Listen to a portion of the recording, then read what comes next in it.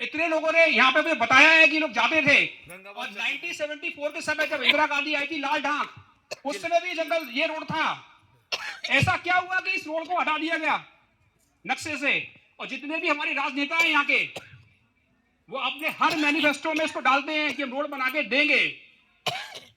आप देखिए 2000 में उत्तराखंड बना, हम लोगों को उम्मीद हुई कि शायद रोड बन जाएगी, हम दोबारा से जाएंगे हॉस्पिटल, विकास होगा, डेवलपमेंट होगा। सिगड्डी के बारे में सबने सुना होगा आपने। अगर हम उत्तराखंड की बात करें, डेवलप सिटी की बात करें, कौन कौन सी सिटी हमारे डेवलप हैं? अब हरिद्वार को देखिए, यहां पे कितना अच्छा काम हुआ है, उद्योग बढ़े हैं, सिडकुल ने जबरदस्त काम किया है, रोजगार दिया है। उधम सिंह नगर को देखिए आप, सिडकुल ने पूरी शकल बदल दिया उधम सिंह नगर का। कोटद्वार में भी था हमारे पास सिगड्डी, क्या हाल हुआ उसका? आप सोचिए अगर रोड बनी होती ना यहाँ पे, तो यहाँ पे हर बच्चे को 25-26 हजार घर में मिलता। कोई कोटद्वार छोड़ के जाता नहीं। अच्छा, हम अपने बच्चों को क्यों पढ़ाते हैं? क्यों हम अपने खून पसीने की कमाई बच्चों को देते हैं? एक बच्चे को पढ़ाने के लिए एक व्यक्ति का 25 साल चला जाता है। 25 साल की कमाई एक आदमी अपने बच्चे पर लगा देता है, और फिर वो टैलेंट बनता है। टैलेंट मतलब कोई डॉक्टर बनता है, कोई इंजीनियर बनता है, कोई सॉफ्टवेयर इंजीनियर बनता है, फिर वो सिटी को छोड़कर चला जाता है। कहां? दूसरी सिटी को डेवलप करने। वो क्यों अपनी सिटी के अंदर नहीं रह सकता? उसे अपनी सिटी के अंदर रोजगार क्यों नहीं मिल सकता? क्यों माँ बाप बिना बच्चों के रहे बुढ़ापे में? मैंने इतने बुजुर्ग यहाँ पे देखे हैं जो 80 साल से 70 साल के हैं, बच्चे साथ में नहीं है।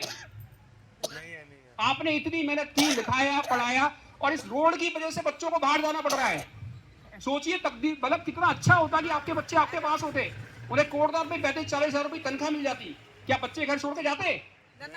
कोई छोड़कर नहीं जाता। कोई अपने माँ बाप को नहीं छोड़ता, घर को नहीं छोड़ता। बच्चे पालने के लिए लोग अपने घरों को छोड़ के बाहर जा रहे हैं। पहला ये पहाड़ों में हुआ।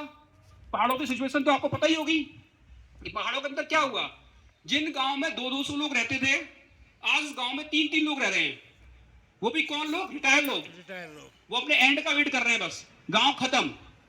आपको पूरी कहानी पता ही नहीं है वहां पे क्या हुआ।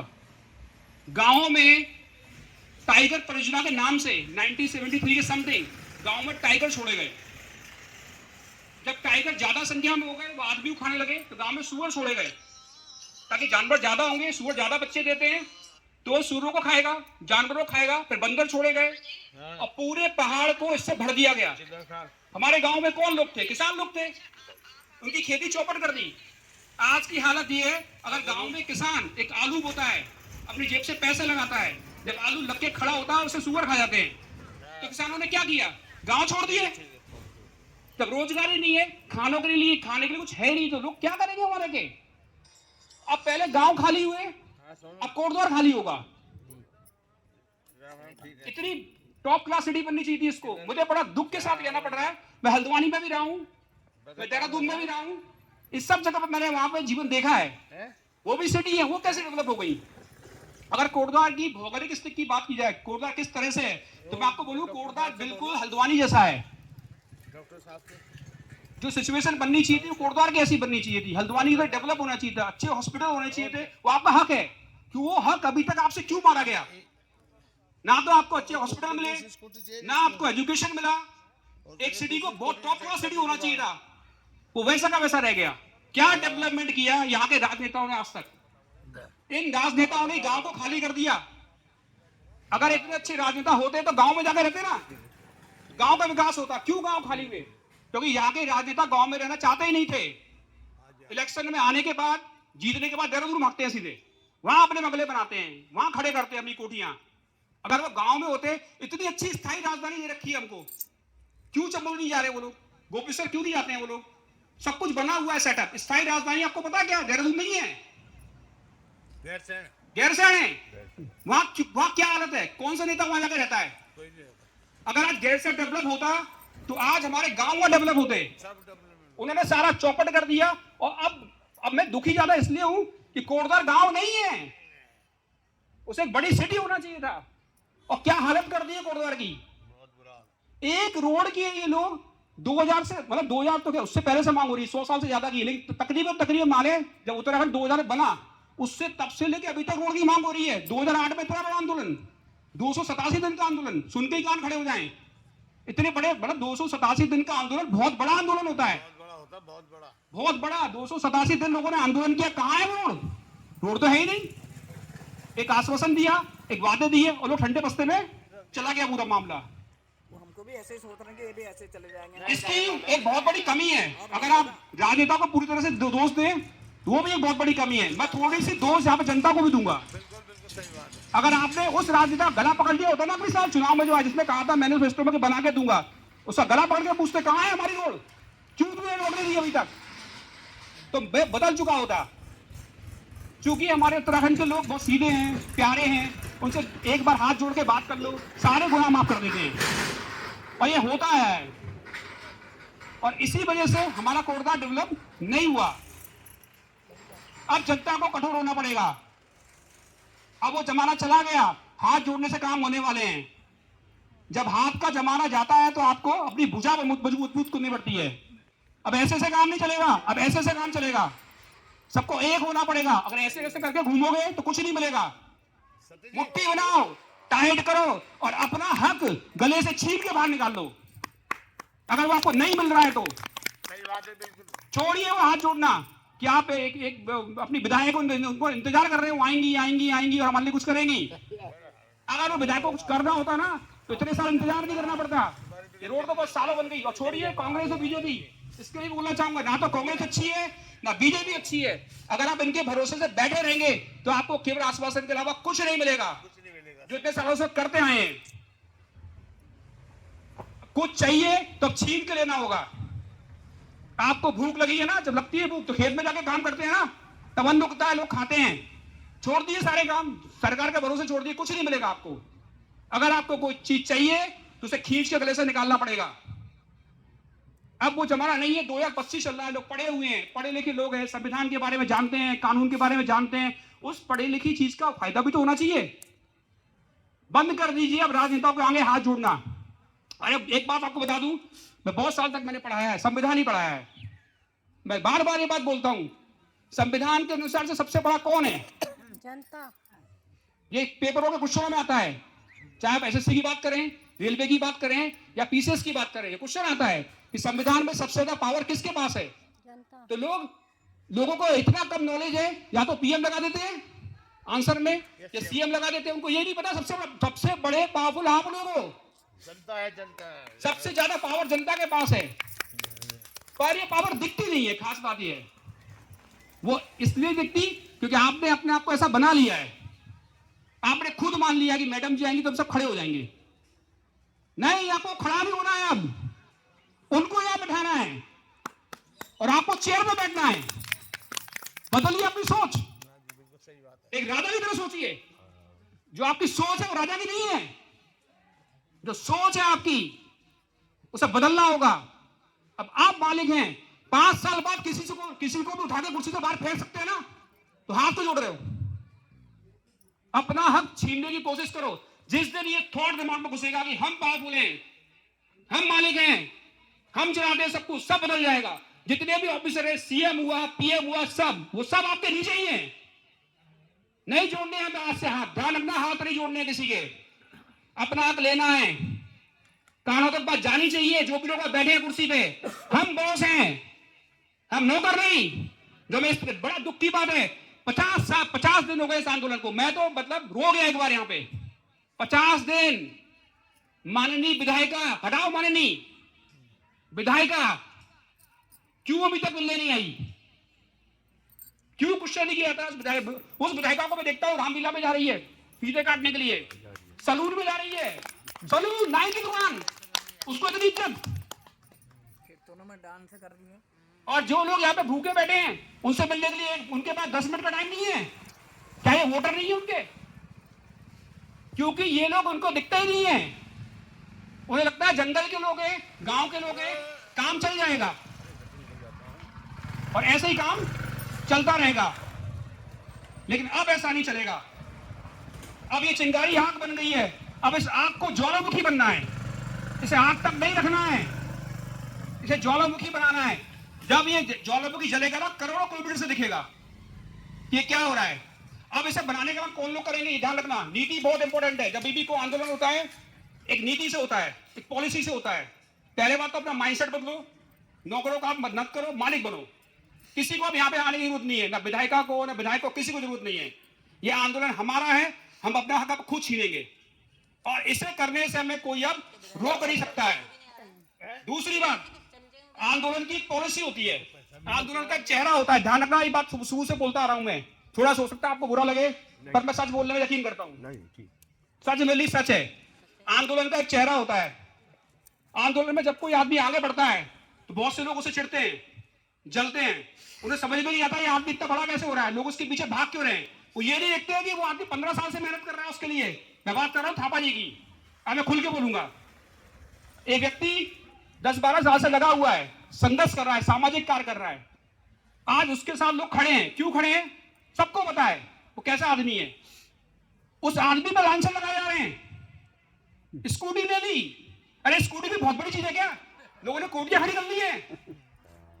देहरादून में देखो निराश नेताओं की कोटियां खड़ी हैं, उन पर तो कोई सवाल नहीं करता। हम जैसे आम आदमी रोड पर चलने वाले एक स्कूटी ले रहे हैं, हम पे सवाल हो रहे हैं। वो आदमी यहाँ बैठा हुआ अपना घर छोड़ के 50 दिन से आ रहा है, बेचारा घर बैठ गया आज ऐसी फालतू बातें सुन सुन के। अरे ये लोग इंपॉर्टेंट नहीं है जो ऐसी बातें कर रहे हैं, कुछ नहीं करेंगे। इनका काम यही है बस कहना, करना नहीं। और जो आदमी कर रहा है वो मेरे लिए बहुत इंपॉर्टेंट है। उसने इस आंदोलन को चलाया, उसने आंदोलन को बढ़ाया, वो यहां तक लेके आया। अब मैं दुखी इसलिए हूं कि मैं नहीं चाहता थापा जी यहां से जाएं, क्योंकि ये सब लोग उनके पीछे ही हैं। एक बेवकूफ आदमी के पीछे आप यहां ना क्यों छोड़ रहे हैं? हर दिन आइए, लोग साथ बैठिए, आपको इतने सारे लोग प्यार करते देखिए। मैं अपील करूंगा थापा जी से, एक दो आदमी के बोलने से कुछ नहीं होता है। मैं गंदे वर्ड यूज नहीं करूंगा किसी के लिए भी, वो गलत चीज है। लेकिन आप कम से कम इन जनता के बारे में जरूर सोचिए जो आपके साथ बैठे हैं 50 दिन और आगे भी बैठे रहेंगे जब तक रोड नहीं बनेगा। उनको छोड़िए, उन लोगों को दिमाग से निकालिए। बी पॉजिटिव, जो आप काम कर रहे हैं वो बहुत इंपॉर्टेंट है, उसके बारे में सोचिए। और बहुत खुशी, जनता से तो मैं खैर बहुत प्यार करता हूं। ये चिल्लर ढाक के जो भी लोग हैं, लाल ढाक के, इन लोगों का संघर्ष मुझे क्या बोलूं, मैं क्या बताऊं इनको। 50 दिन का जो मैंने देखा है आंखों के सामने, मैं तो रोना भी आ गया 1-2 बार। क्या संघर्ष है, क्या लड़ाई है जो लोग कर रहे हैं। और मैं आपके जज्बातों को सैल्यूट करता हूं, जितने भी लोग यहाँ पे बैठे हुए हैं। चाहे एक आदमी हो, चाहे 2 आदमी हो, चाहे 5 आदमी हो, आंदोलन होता है। उससे आदमी की संख्या से जोड़ा जाता कितने आदमी आ रहे हैं। एक आदमी बैठ के भी आंदोलन कर सकता है, उसका हक है, उसका राइट है, उसे कोई रोक नहीं सकता है। अब थोड़ा सा आंदोलन को तीव्र करने की जरूरत है। मैं यहाँ पे ये थोड़ा सा कमी रह गई हमारे पास, हम हाथ जोड़ते रह गए बस। अब हाथ जोड़ने का समय नहीं है, थोड़ा सा आंदोलन को पावरफुल करना है। हम नहीं जोड़ेंगे अब नहीं, किसी का हाथ नहीं जोड़ने है कभी भी। हमारा संविधान हमको झुकने को नहीं बोलता है, हमारा संविधान हमको सीधे खड़े होने को बोलता है। और आज के बाद जितने भी ऑफिसर हैं, मैंने खुद देखा था कि जब हम हमारे अनशन पे थे, 8 दिन खाना नहीं खाया था राजाराम जी ने, तो एक मैडम आई थी मिलने के लिए, तहसीलदार साहब, वो चेयर पे बैठी थी और राजाराम जमीन पे बैठे थे। तो फोटो मेरे पास है। ये कैसा न्याय है भाई? आप जनता के पास मिलने आ रहे हैं, आपको नीचे बैठना चाहिए हमारे साथ। चलो कम से कम आप ऊपर बैठ रही, कोई बात नहीं, हमें ऊपर उठाओ या हमारे साथ बैठो। ये कैसा सिस्टम जो आ रहा है? एक नौकरशाही आदमी जो नौकरी करता है, और ये प्रोटेक्शन, अच्छा जितनी भी पुलिस, आप इतनी थोड़ी मेरी आता कौन कितना पढ़ा है इतना जरूर मैं आपसे पूछना चाहूंगा। जितनी पुलिस है, प्रशासन है, ये किसकी सेवा के लिए होता है? जनता के लिए होता है ना। जनता जमीन पे क्यों है? वो सब आपके लिए नौकरी कर रहे हैं और आपके पैसे से उनको सैलरी मिलती है। सैलरी कहां से आती है? जनता के, आपके टैक्स से। तो आप जमीन पे क्यों हैं? जैसे आप बैठे हैं, आज से ऐसे ही हर अधिकारी नीचे बैठेगा आपके साथ।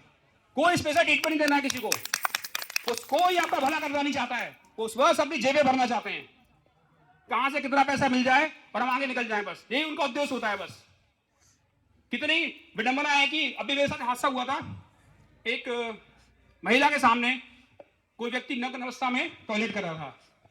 मेरी बहुत बहस हुई, लड़ाई हुई, मैं थाने गया तो एक आम आदमी FIR भी नहीं लिखवा सकता है। मैं आपको बताऊं, FIR लिखने से मना कर दिया। एक प्लेन पेपर पे लिख के चले जाओ, शाम तक इन्हें छोड़ देंगे। कोई नियम नहीं, कोई कानून नहीं।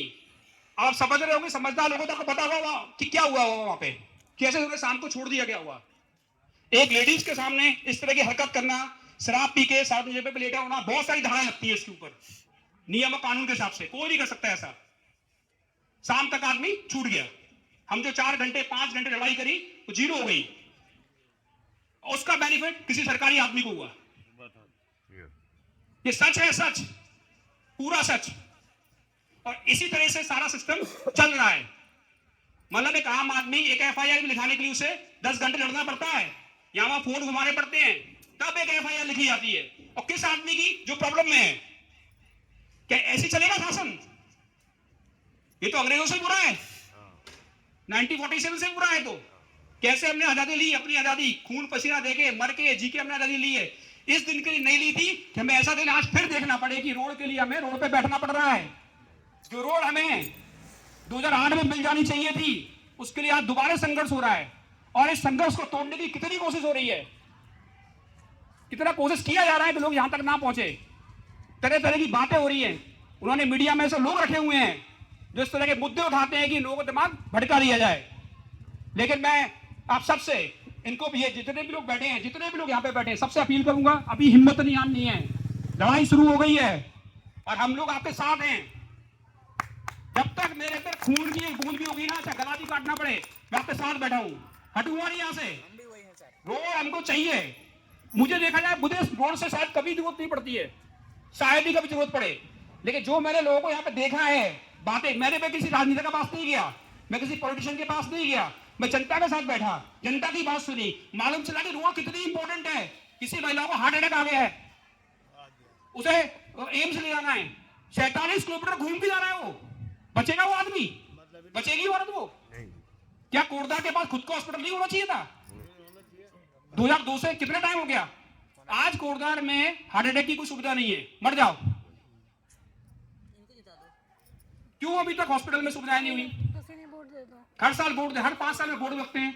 अच्छा हॉस्पिटल अभी तक क्यों नहीं बना है? पूछो नहीं राजनेताओं से क्वेश्चन, कोई जवाब नहीं है। कोई जवाब नहीं होगा उनके पास। अच्छे डॉक्टर कोटद्वार में क्यों नहीं है? क्या हमको अच्छे स्वास्थ्य की भी जरूरत नहीं है? क्यों हम देहरादून भागते हैं? और जब इस सब का निचोड़ निकल रहा है रोड, उसको भी रोक दो। वो भी रोक के रख दिया। क्या कोई रोड तक नहीं देंगे? लड़ो अपनी लड़ाई। मैं बस आखिरी में अपने भाइयों बहनों से बस ये बोलना चाहूंगा, अभी आपको बैठना नहीं है घर में। कभी कभी दुख होता है देखते कि 2 लोग बैठे हैं, 3 लोग बैठे हैं, थोड़ा दुख होता है। अब ये मत सोचो कि लड़ाई खत्म हो गई है। मैं आपको ये जरूर बता रहा हूं, जितने मेरे सोर्स हैं, ये बात सबके कानों में है, ध्यान रखना। बात पहुंच गई है, नहीं कानों में, मुख्यमंत्री कानों में। वो जानते हैं कि लोग यहाँ पे तैयार है पाने के लिए। अब इसे तोड़ने की कोशिश होगी बस, बहला के, फुसला के, दंड से, नीति से, किस तरह भी इस आंदोलन को तोड़ दिया जाए। अब कौन लोग हैं जो इस आंदोलन को बचाएंगे? हम लोग। वो आप लोग हैं, मैं हूं, ये लोग हैं जिस आंदोलन को बचाएंगे। और इस आंदोलन को हमने ऐसे ही खड़ा रखना है। आंदोलन खून मांगता है, पसीना मांगता है, ऐसे आंदोलन नहीं होते।